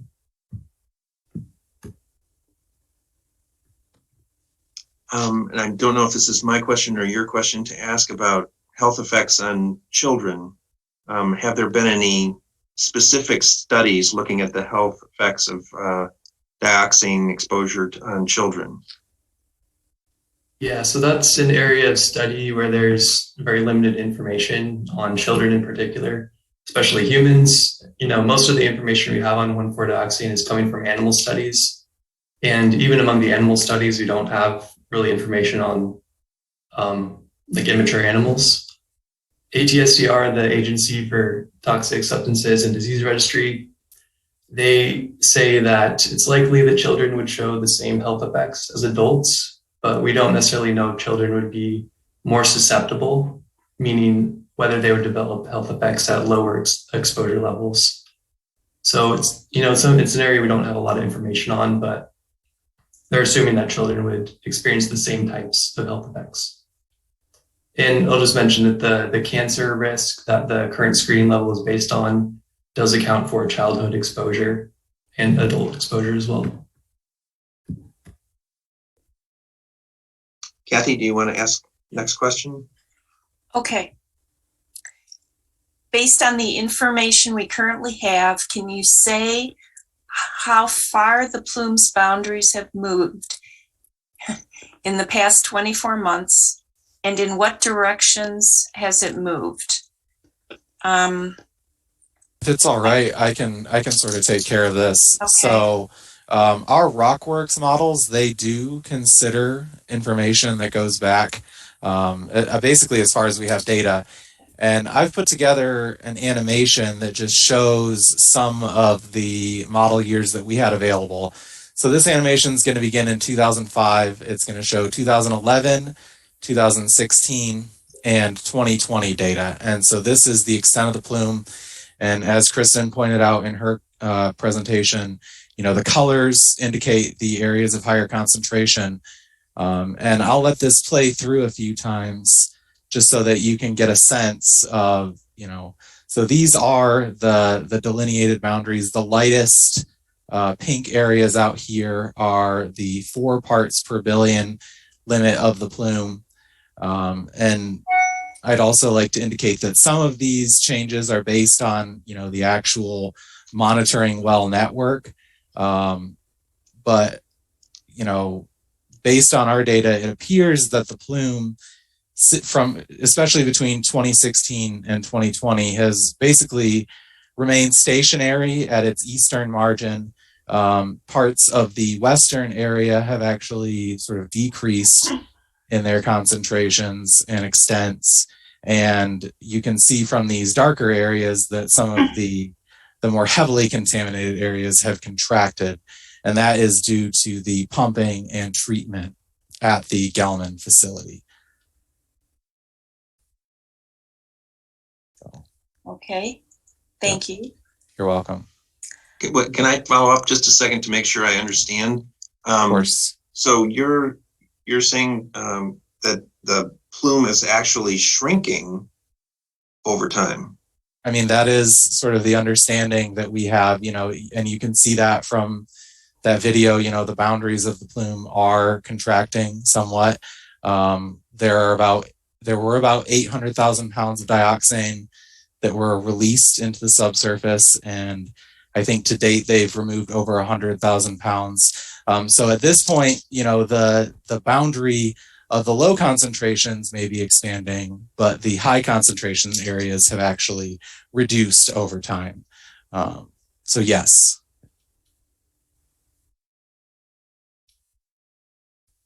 Go ahead, Trustee Noel. Is it possible to treat our own well water in the same way that Gelman is extracting and treating water? Keith? Yeah, I'm not aware of any household level UV oxidation systems. Sometimes those types of systems are used in certain sensitive aquariums, but no, I'm not aware of it. But I'm not really sure if that's. I don't think there's a point of use filter that can be attached, for example. But I'm not really sure if there is a system out there like that. And Kristen to be might have clear, an idea, or Gelman is not using UV oxidation treatment right now. They're using chemical oxidation. They used to use or a UV chemical oxidation treatment Right. for home use. Yeah, I mean, Yeah, those I don't generally know the of any exceptions. systems that are made for home use. Right. For either of those. I did a survey recently and didn't see anything like that. Right. Keith, if you could just comment briefly, what does the city of Ann Arbor use? Do you know? I think Kristen probably has a better idea of what they're using right now. I haven't had contact with them in some months, but I understand they're putting in some new equipment. Kristen, do you have any idea? Oh, you know, I'm not going to be able to answer that with a level of confidence. I think it's UV oxidation. They're putting in a system that's right. But I know but I'm not sure. Yeah. I wouldn't take that to the bank. I know they're using UV for other contaminations because it is a surface water source. Yeah. They actually have switched from the ultraviolet treatment to a hydrogen peroxide treatment for the oxidant at the Gelman facility. So they're using hydrogen peroxide to treat the groundwater there. That's Dan, is that They're using correct? Advanced oxidation today. And then we Yeah, moved but on they to were the talking about, UV yes, Arbor. that's correct. But they Yeah. were talking about the city, I believe, the city. Oh, I'm what is sorry. it? Excuse me. City water. Right. My fault. And, yeah. I think Okay. it's right. Has a real estate valuation impact analysis been included in the legal discussions regarding the plume? No, during the negotiations that a real estate value impact analysis was not part of those negotiations. Okay. Could someone on the panel speak to the potential health risks for a household with a dioxane level somewhere between 0 and 1 parts per billion? Maybe our toxicologists. Yeah, I guess I could talk to that a little bit. So first of all, I would say that, I'm not able to provide any kind of health risk estimate like that's personalized to you. What I've provided with tonight was just kind of general information about those risk levels and, like, for example, what the screening level means and what it means to be exposed below that. In general, if the water concentration is less than that 7.2 parts per billion, assuming those same Eagle exposure assumptions that are quite conservative, we wouldn't expect health effects below that level. So that's kind of the information I can provide. It's not real personalized, but. Okay.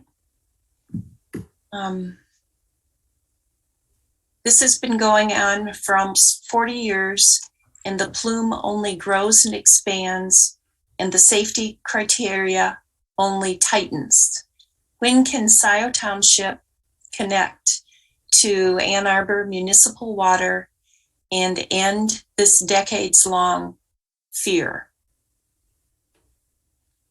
Okay, and just to comment, the southeastern portion of Scio Township is on municipal water.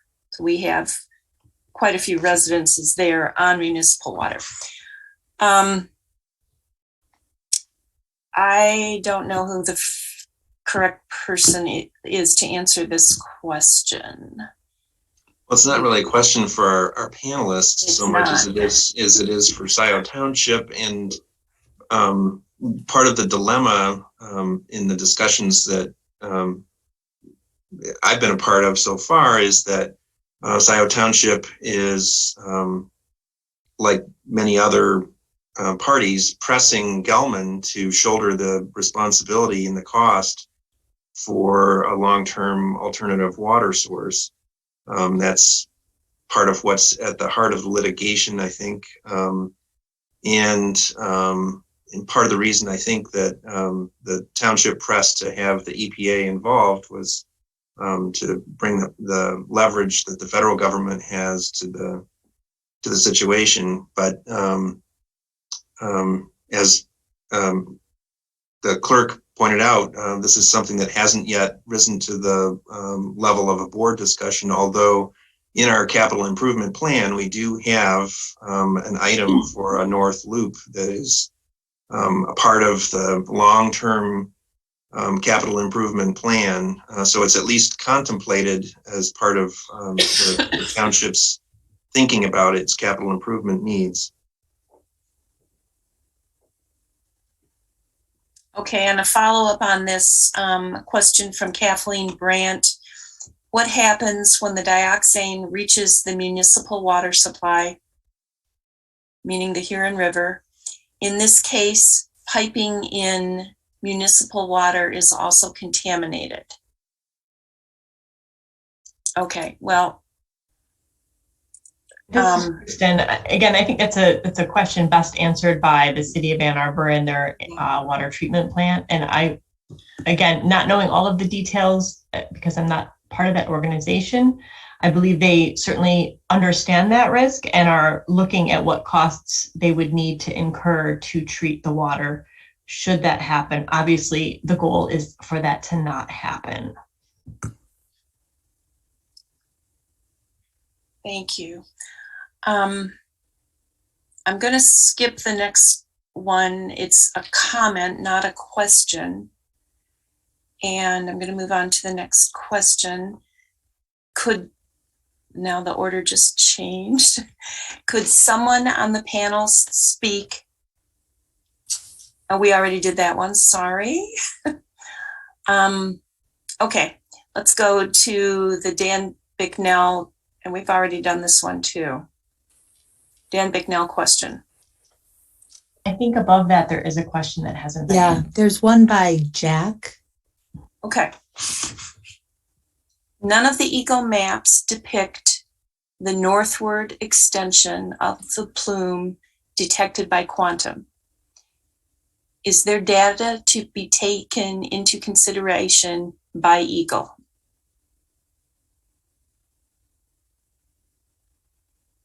Well, that information is recent information. The maps that are on that we've identified tonight, shown tonight, and are on our webpage, including the interactive web map, is based upon information received in 2020 data and information. So we will be updating the map with 2021 data and information sometime during this first part of 2022. Again, as Chris said, it's a static map. As far as we will take a look at that information we will put on the low-level concentrations and results. We will put on the interactive web map for that well location. But will be used to identify movement of the plume. Again, the maps we're presenting are related to the 7.2 criteria, and then also some lower concentrations, usually down to, as Chris said, the current maps go down to a 4 part per billion concentration. So these low levels out there will be able to be accessed and view where they are, but will the map, the map plume area be changed to include colored concentrations in that area. They're well below the current the current criteria. So that we'll take a look at that, but we haven't made a decision how we are going to incorporate those low level concentrations in some type of visual presentation. Okay, thank you. The next question is from Dan Bicknell, and it was not answered previously. The current state of Michigan drinking water criterion for dioxane 7.2 parts per billion. But just a couple of years ago, the state had criterion of 85 parts per billion. The states of Massachusetts, New Jersey, Colorado, and New Hampshire have a dioxane drinking water criterion ranging from 0.25 to 0.35 parts per billion. The US EPA has a risk-based dioxane drinking water value of 0.35. Clearly, a governmental safe level of dioxane in a residential drinking water well is very subjective. The fact is that dioxane is classified by US EPA as likely to be carcinogenic to humans, and any amount of a carcinogen may cause cancer. People can decide for themselves what level of protection they want to protect themselves and the family. The state of Michigan is obligated to use the best science to tell people the concentration of dioxane in their drinking water wells. US EPA recommend. This just got moved again. US EPA recommends the use of method 522 for the analysis of dioxane in drinking water. And then it's cutting off here. So I don't have the end of this.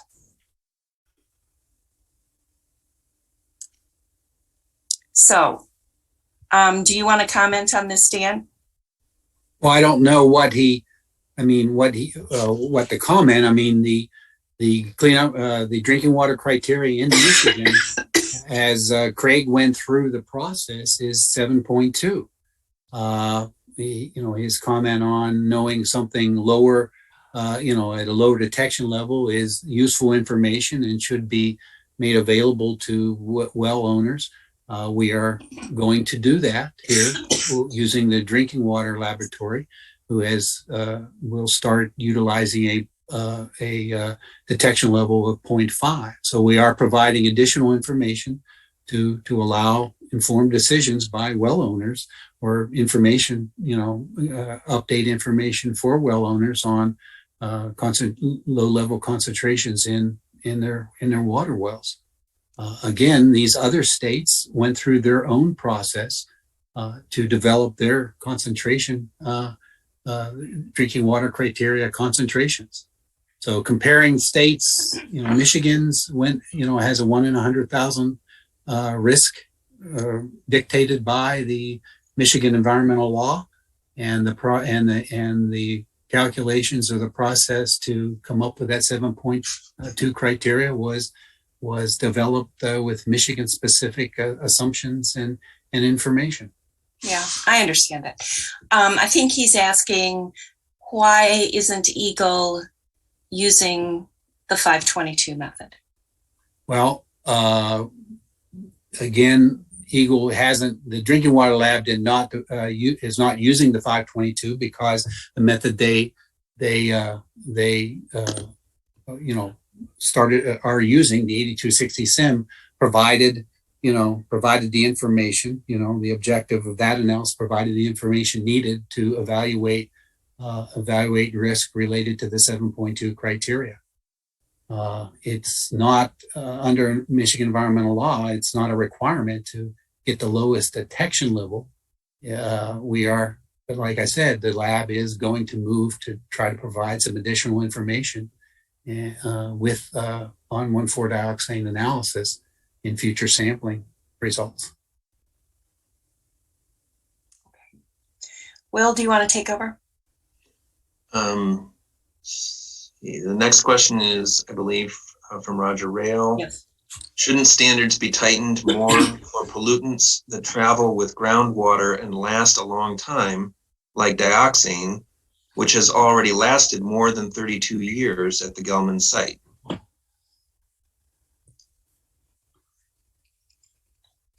I mean, again, we have what we have and are required, in Michigan, we've developed a Michigan-specific criteria. Should they be tightened? Well, that's something that the state legislator would have to implement to change the requirements and tighten up the cleanup criteria. Eagle would then tighten up the cleanup criteria or lower the concentration. More conservative cleanup criteria. That would be a decision, a political decision from the state legislature. We regulate to what the environmental law, and in Gelman, another layer of what the response activity order or CJ and CJ requires. Well, question. Sorry, go ahead, Kathy. Well, if I could interject, it's almost 10 to 9. And we had said we would let people know at 8:45 if we're going to stop at 9. That was the plan, or what our plan is for answering all the questions. We're not going to get to all of these questions, is my guess. And if I don't think we can get to all of the questions by 9 o'clock. Right. And if I may just suggest one other factor, Will and Kathy, is we have a few people joining by phone. And we do have one person with their hand up. What I can say is every question that people have written in the chat and in the questions is being recorded here. And so I would ask panelists, if they might be willing to take a look at some of the remaining questions at the end of the night and send in answers, and then we'll compile it as kind of a master Q&A document. I had thought that was the plan that Scio Yes. Township had identified, that if all the questions would, we would generate a hard copy of the questions, and Eagle will present answers as, for our questions. The other participants would present answers for their questions, and they would, Yes. and Scio Township would compile a question and answer document. That is the intent. Jessica, who has their hand up? You said somebody. Oh, I see. It's a Kevin. Kevin? I'm sorry. It just says Kevin. Now we have 2 hands up. What about taking some, now we only have 1 hand up.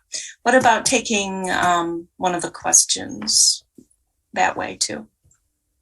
I would turn to Jessica to bring in the person who would like to speak. I think she has to do that.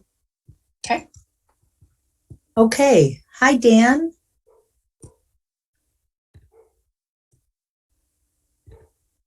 He's still muted. There he Yep. goes. Hi, Dan. What's your question?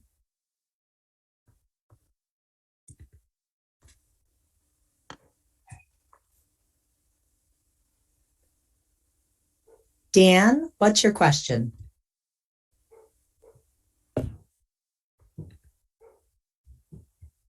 Dan, we can't hear you.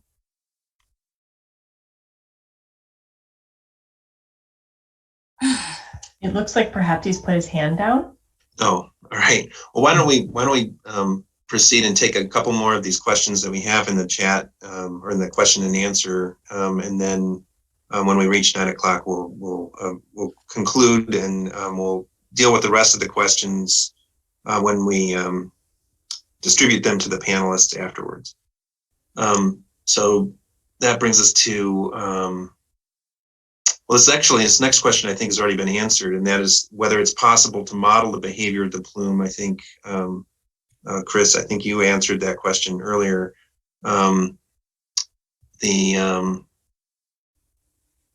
Has there ever, oops, these are jumping around. Has there ever been a cancer study of people who have lived within the plume since the 1960s when Gelman started dumping dioxane?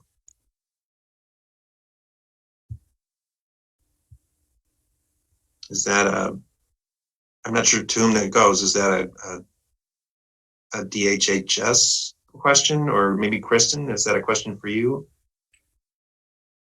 From DHHS, I can say that our agency has not done a cancer study of residents within the dioxin plume. Okay. And we're not aware of anyone who has done such a study? No. I'm not aware, no. Okay. No. No, typically DHHS would be the group that would do a cancer cluster study. And I think we have reached out in the past, and to my knowledge, there hasn't been one, and there hasn't been a comprehensive health study, which would need to encapsulate, everyone who's ever lived in the area for any length of time over the last, several decades. And to my knowledge, that has not been done on any kind of broad spectrum.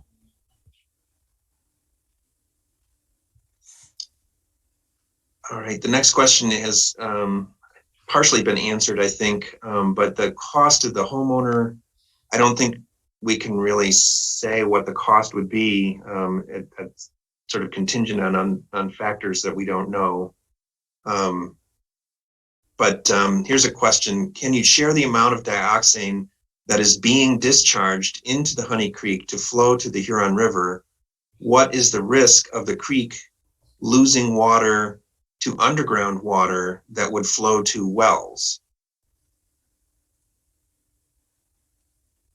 Yeah, the contaminated groundwater is treated at the Gelman facility with in a chemical oxidation process, and then it is discharged to an unnamed tributary of Honey Creek that passes just to the northwest of the Gelman property under an NPDES permit, under a permit.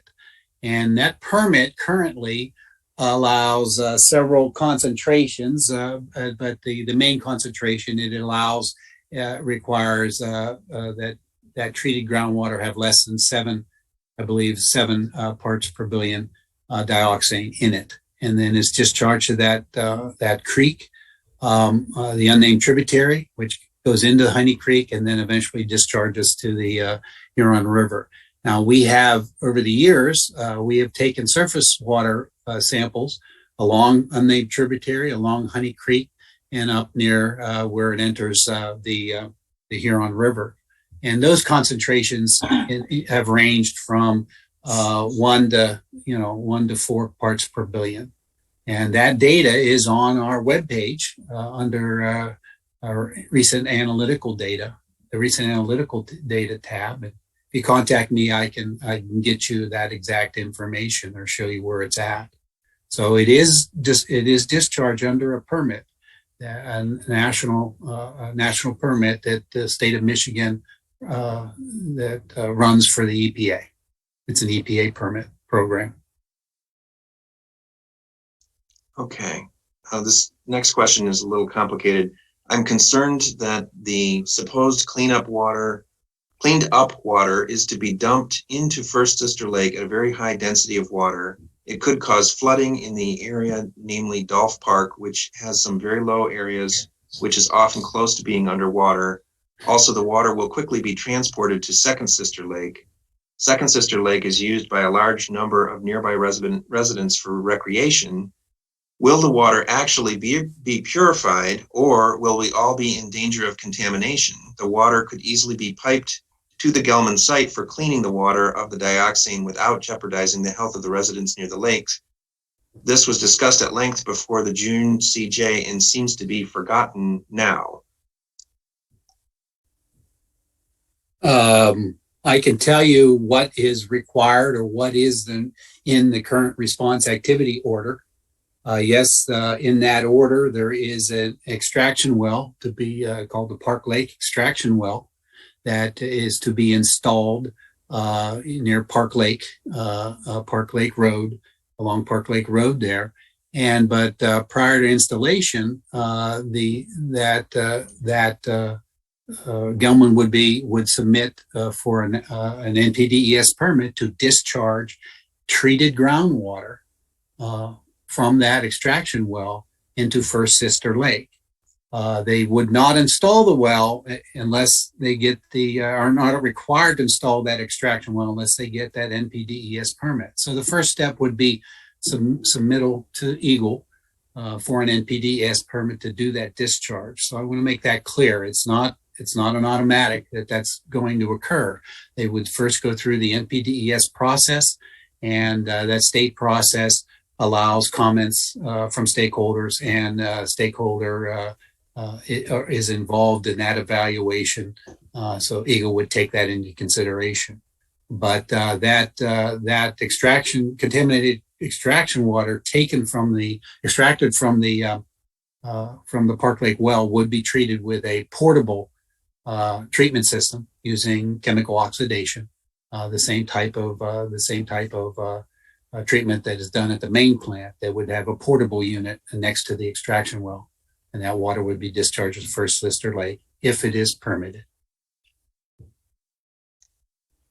Okay. The next question, I guess, is just risen up is EWG.org, as described on their website, writes that EPA says 0.35 parts per billion is dangerous in drinking water at 1 in a million lifetime exposure cancer risk. How does this relate to Eagle? Again, as I stated, in Michigan, under Michigan environmental law, under our environmental law, we regulate to a 1 in 100,000 cancer risk. So that 1 in 100,000 exposure cancer risk relates to what our current criteria, the 7.2 drinking water criteria that we currently use. Right. I'm not sure what this means. Is there a way for me to verify that Eagle is aware of my residential well and that it's actively being used? It would have been drilled many decades ago. Hi, Will. This is Kristen from the Health Department. I can answer that. So the Health Department has records that go back decades and decades. And you can check with our office. So you can give us a call, 734-222-3800.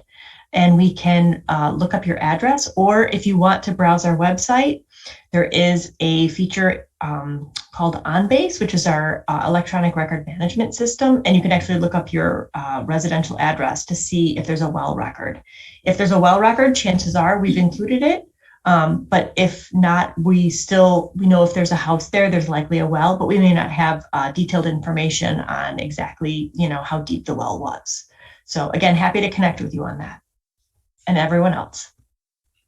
And presumably, to the other part of the question, Eagle would know because you know. So we're the regulatory agency for drinking water wells. Yep. And they work with us and we work with them. Mm-hmm. Right. Well, and I think this was presented earlier in the panel presentations, that the county and Eagle work closely together in this well monitoring program. So any information that the county has, Eagle also has. I think that brings us to the end of our time for answering questions live this evening. I want to be respectful of the time limits that we promised at the outset. But as has been explained, we are going to work with the panelists. The intent is to take all of the questions that have been posed that we didn't get to yet, and to circulate those and to publish answers eventually, and also to make available this recording so that people can view the panel answers that were given live. Are there any concluding comments that others would like to make before we say goodbye? I'd like to thank everyone, again, all of the panelists and all of the attendees for participating in tonight's meeting. I think, this was a a helpful conversation. I learned something. I imagine a lot of other people did as well.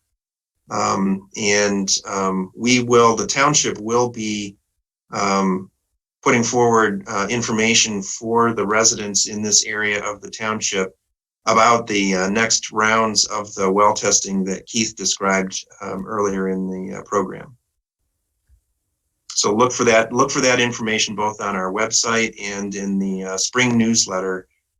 Trustee Knoll is going to be providing a lot of detail about what the next steps are. So look for her article in the newsletter.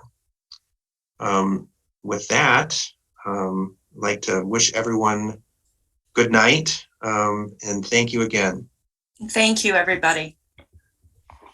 Good night. Right. Night. Record.